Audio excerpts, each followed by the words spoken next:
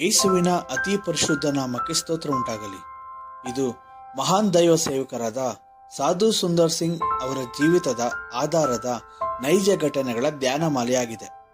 ಈ ಕಥೆಯನ್ನು ಎಲ್ಲರೂ ತಮ್ಮ ಜೀವಿತದಲ್ಲಿ ಅಳವಡಿಸಿಕೊಳ್ಳಬಹುದಾದ ನೈತಿಕ ಮೌಲ್ಯಗಳನ್ನು ಮತ್ತು ಪ್ರತಿ ಕಥೆಯು ನಮ್ಮ ಜೀವನದ ದಾರಿಯ ದಿಕ್ಕನ್ನು ಬದಲಾಯಿಸಬಲ್ಲ ಪಾಠವನ್ನು ಒಳಗೊಂಡಿದೆ.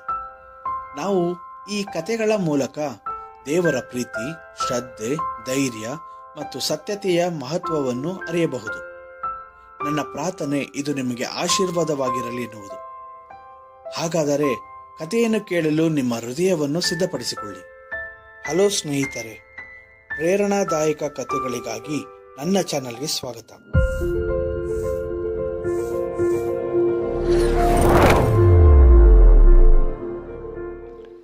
ಒಂದು ರಾತ್ರಿ ಸಾಧು ಸುಂದರ್ ಸಿಂಗ್ ಅವರು ಒಂದು ಹಳ್ಳಿಯಲ್ಲಿ ಆಶ್ರಯವನ್ನು ಪಡೆದುಕೊಂಡಿದ್ದರು. ಆ ಹಳ್ಳಿಯ ಕೆಲವರು ಕ್ರೈಸ್ತ ಧರ್ಮವನ್ನು ದ್ವೇಷಿಸುತ್ತಿದ್ದರು. ಅವರೆಲ್ಲರೂ ಒಂದಾಗಿ ಸೇರಿಕೊಂಡು ಸಾಧು ಅವರನ್ನು ಊರಿನ ಹೊರಗೆ ಬಲವಂತವಾಗಿ ಎಳೆದುಕೊಂಡು ಹೋಗಿ ದಟ್ಟ ಕಾಡಿನ ಒಳಗೆ ಇರುವ ಒಂದು ಗುಹೆಯ ಒಳಗೆ ಅವರನ್ನು ಎಸೆದರು.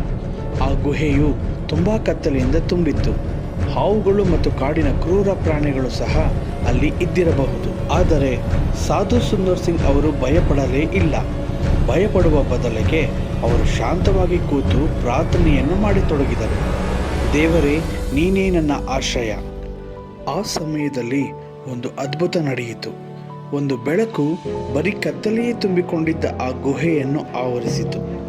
ಮರುದಿನ ಆ ಹಳ್ಳಿಯ ಜನರು ತಮ್ಮ ಮನಸ್ಸಿನಲ್ಲಿ ಆ ಸಾಧುವಿನ ಕತೆ ಇನ್ನು ಮುಗಿಯಿತು ಅಂದುಕೊಂಡು ಬಂದು ನೋಡಿದಾಗ ಅವರಿಗೆಲ್ಲ ಒಂದು ಆಶ್ಚರ್ಯ ಕಾದಿತ್ತು.